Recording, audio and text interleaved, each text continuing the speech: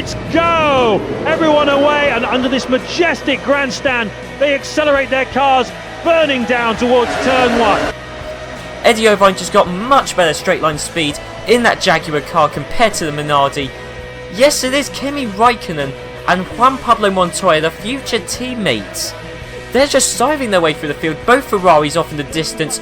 Last race Barrichello was ahead of Schumacher, and then suddenly Schumacher was ahead of Barrichello, and the same things happened this race. Barrichello, I will be honest, he did seem to move out of the way for Schumacher, so you know, I mean, this is 2002, this is Ferrari. I just love how even the Williamses and the McLarens cannot defend from the Ferraris. Montoya down the inside of Eddie Irvine. Although they're side by side, it's difficult to say, no, Montoya's got the run, of course, at that BMW engine. Of course he's got the run. Schumacher's got past as well. Barrichello, is he going to snatch third from Eddie Irvine in the last corner? Yes, he is. But crucially, Juan Pablo Montoya is going to win the 2002 Malaysian Grand Prix. And is now in third place. Michael Schumacher's in second. And then we've got Barrichello third, Irvine fourth, De La Rosa in fifth, and Ralf Schumacher right at the end took sixth from Nick Heidfeld. We're here in Interlagos, and you're joining us for the 2002 Brazilian Grand Prix on the outskirts of Sao Paulo. This Grand Prix is always a very colourful affair, and even though the facility itself is not on a par with the rest of the venues on the Grand Prix calendar, the track has produced some great races over the years. This season, next to the established Brazilian drivers Barrichello and Benoldi, we have Sauber's newcomer Felipe Massa joining for his first Brazilian Grand Prix. Everyone here wishes him the very best of luck. Right, okay, so hey guys, it's PSL here, and I'm here for the third episode in this Formula 1 2002 Reverse Grid Race series. And now after the first two races which have been dominated by Ferrari, we're going to see whether that will be the same thing at Brazil. But I do think it will be, because obviously we've got both Minardis at the front, we don't have to worry about them. Arrows might well be able to do something, so might Sato. Panis in 6th, Magnussen 7th, who knows, he might well be able to do something. But crucially, Irvine, well, both Jaguars are a bit lower down. Irvine down in 10th. And De La Rosa in 12th. I mean, Massa's in between both Jaguars, and he's probably quicker, to be honest. Plus also, Barrichello is quite high up. Obviously, once you reverse the grid, normally Barrichello's in 21st or 20th, so he's in 15th. He's ahead of both Renaults, both McLarens, both Williams, and his teammate, obviously. Is that it? Yeah, that's it. So, Barrichello really could be on for the win this weekend. Obviously, we've seen in the previous races he's been beaten by his teammate. I don't know whether that will happen again this race. I'd hope not, purely because it's Barrichello's home race. I would like to see him win it, but honestly, with this game, who knows what could happen, because there's basically no sense in this game. Overtakes happen every 2 seconds, so logically Barrichello should finish ahead of his teammate, but honestly, who knows? To be honest, there's no point over-analysing this series, because as we've seen in the previous races, absolutely anything can happen. So yeah, let's just head on to the Brazilian Grand Prix. This is Interlagos, and this is the Brazilian Grand Prix of 2002. Welcome everyone to what will surely be an exciting and fascinating race. David Coulthard finally broke Michael Schumacher's winning streak here last year and delivered McLaren Mercedes and his first win of the season with a brilliant move on Schumacher around the outside at the first corner. Schumacher eventually finished second, followed by a highly impressive Nick Heidfeld in third for Sauber Petronas, to the delight of his team and boss Peter Sauber. Fourth was Olivier Panis, delivering BAR Honda's first points of the season. Then Jarno Trulli, adding to Jordan Honda's points total, and Giancarlo Fisichella, grabbing the final point for Benetton Renault in 6th. What almost everyone remembers, though, is that overtaking move on Michael Schumacher by Juan Pablo Montoya, which catapulted him into the lead, only for Arrow's Jos Verstappen to then run into the back of him a few laps later. Let's hope he has a bit more luck this year.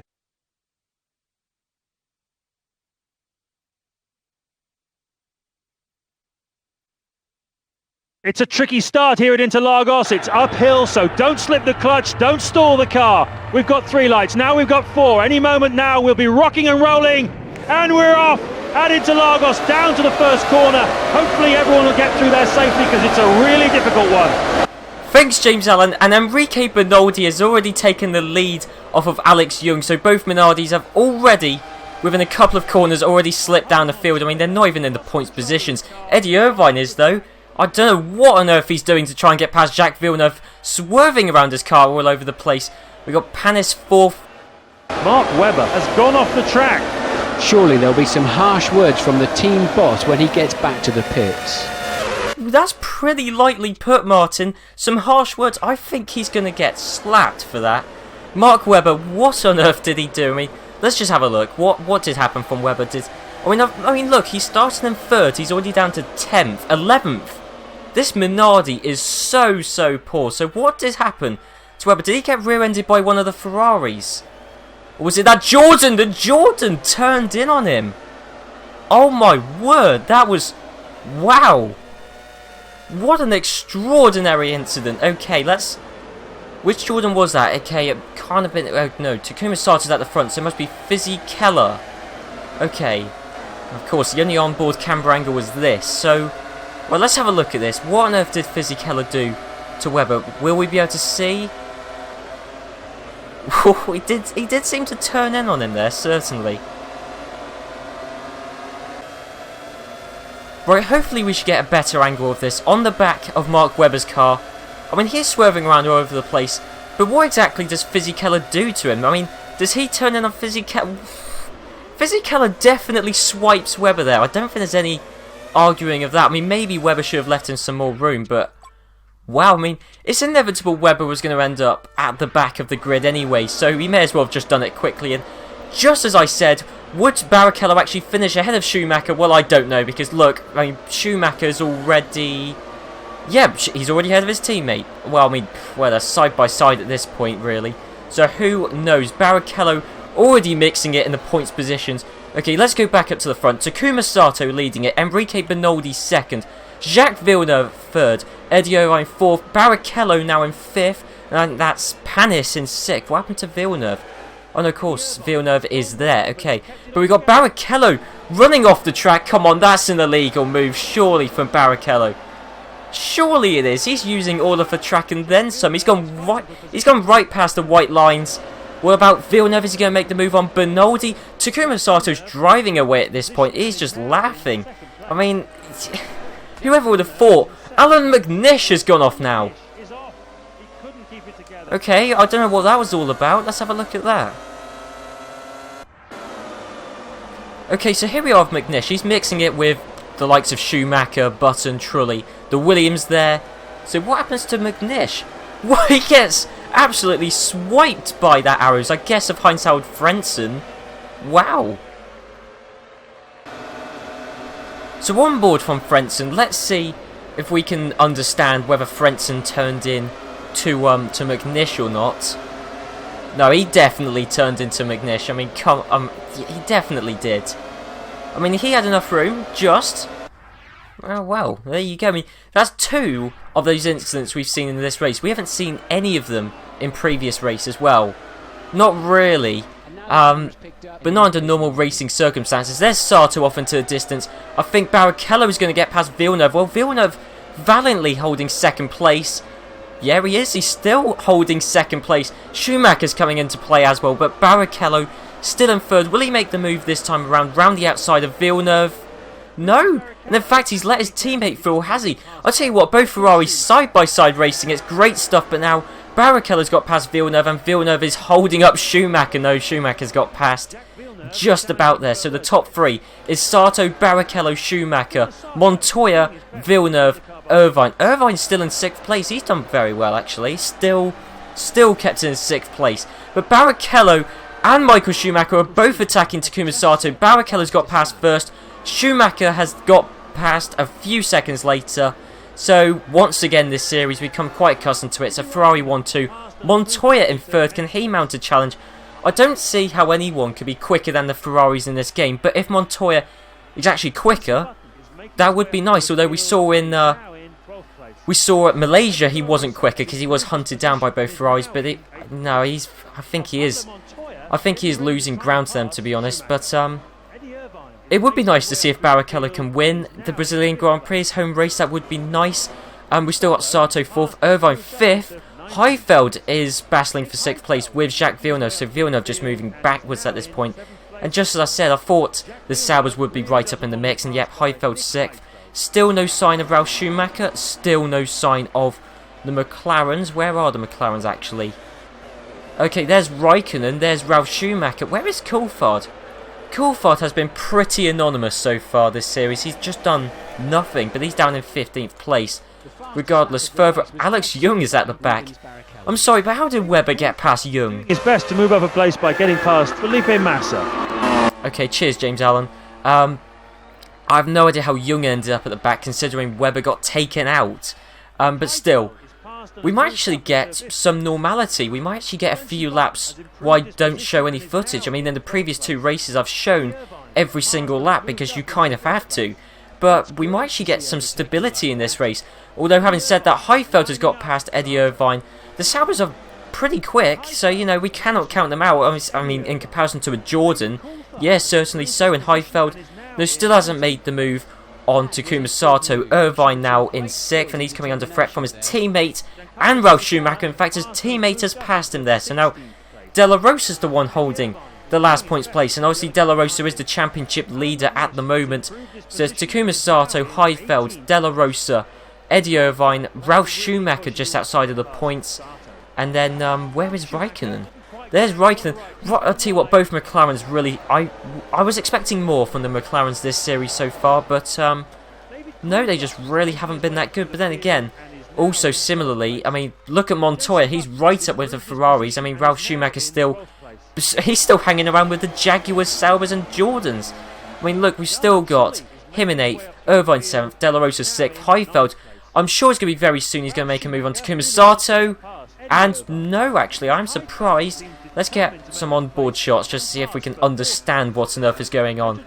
And well, let's follow on from De La Rosa, because I think he's pretty comfortable in 6th place. Unless Ralf Schumacher comes up right behind him. And I'll tell you what, I think Sato might be able to hold off this. He might be able to hold on to 4th place, but as soon as I say that, actually, he might. What's happened to De La Rosa? Whoa, okay. I mean, sure, he's got an engine failure, but he didn't have to stop steering. Jeez, okay. And now there's fire in the back of his car. Wow. Okay, well, even Alex Young has got past him there. Okay, wow. On-board shot, that was perfect timing there, okay. So, Ralf Schumacher. Okay, hang on, what's happened here? Where's Takuma Sato? Sato dropped back loads. And then Ralf Schumacher, hang on, see if we can get a replay on this. So I was too busy looking at De La Rosa at this point, but no, Ralf Schumacher just got a much better run on Nick Heidfeld. Takuma Sato somehow lost a ton of time. I don't really quite know how, but Ralf Schumacher, he's going to get 4th, so, well, I don't see him catching up to Montoya, and I don't really see anyone behind him overtaking him. So there you go, that was how Ralf Schumacher got into 4th place. Heidfeld then slotted into 5th, and 6th, I believe, is Eddie Irvine? I believe it is. I mean, Irvine's basically occupied 6th place the entire race, and yep, there he is. Sato, I don't see him getting back past, and, well, Trulli could well do, actually. Making his way up through the field, and is now in 11th place. Jarno Trulli has improved his position and is now in 7th place. Right, so James Allen, for his very jerky commentary, did tell me that Jarno Trulli has moved into 7th place. I'll probably show you the audio clip, because the commentary in this game is, it's very patchwork. It's clearly been stitched together, but regardless, Trulli got past Takuma Sato in 7th place, and actually we could see a good scrap between him and Irvine for 6th place.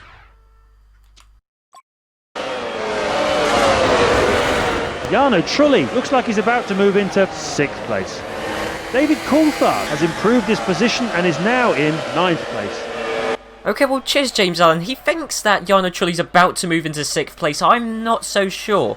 I don't think he will. Maybe given a few more laps, he might well move past Eddie Irvine, but I just don't see it happening now. We've still got Barrichello is still in 1st, Schumacher 2nd, Montoya 3rd, Ralf Schumacher 4th, Heidfeld 5th, Irvine still in 6th. But crucially, Rubens Barrichello, I didn't think he had anything on his teammate. I thought Michael Schumacher was going to wipe the floor with him all season, but Rubens Barrichello Fantastic to see. He's going to win his home Grand Prix at Brazil. Michael Schumacher finishes in second to make it a Ferrari 1-2. Montoya finishes in third, right up behind both Ferraris, which is good to see. For the championship, Ralf Schumacher all by himself in fourth. Nick Heidfeld, very decent race, been very good. He's in fifth place, and then we got Eddie Irvine just about able to hold on from both Renaults and both McLarens, which are behind him right at the end, to take sixth place. So yeah, obviously we got Jarno Trulli there. Button got into the fray. Both McLarens got in, but McLaren really do need to up their game. They have been anonymous. I thought they would have similar pace to Williams, but they just seem to be so much worse. They seem to be about as quick as the Renaults, in all honesty. And then behind Raikkonen, did Coulthard finish ahead of Raikkonen? He might well have done. And well, anyway, there's the results.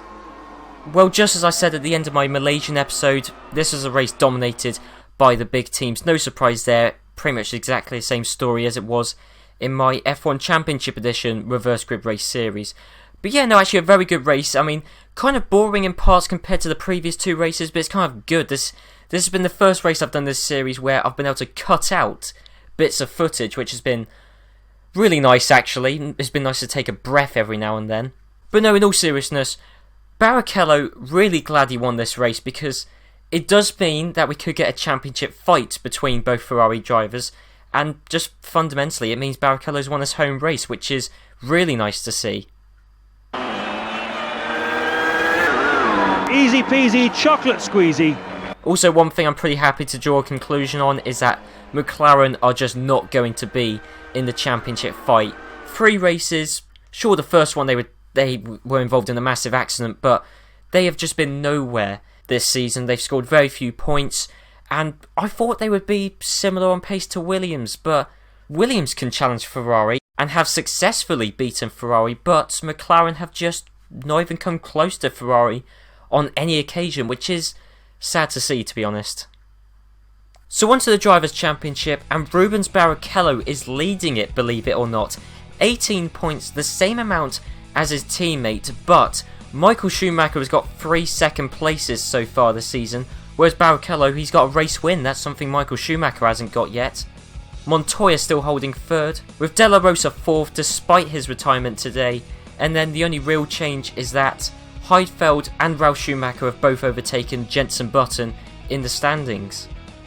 So on to the Constructors' Championship, and Ferrari, unsurprisingly, they've got a 1-2 in the Drivers' Championship at the moment, and so obviously they're leading the Constructors' Championship. 36 points they've got, which is double what Williams have, and just less than double what Jaguar have. Jaguar still just about able to stay ahead of Williams. I don't know how long that will last for.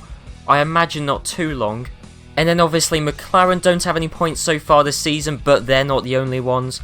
Neither does Toyota, Arrows, Minardi, BAR or Jordan, so McLaren aren't alone on that fact. Anyway guys, I hope you enjoyed this episode. Be sure to leave a like, comment, and next time I think we're at Imola, I'll check.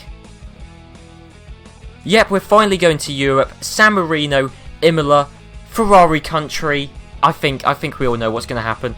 Maybe Ferrari won't win, but they're certainly going to score some decent points, and it's actually impossible for them to lose the lead in the Constructors' Championship next race, so things can't go too badly for Ferrari, to be honest, and I can just see it being another good weekend for them. Maybe not as good as this race, because it's more difficult to overtake at Imola than it is at Interlagos, and in fact in my F1 Championship Edition series, we saw that Imola was one of the few races that went in favour of the small teams.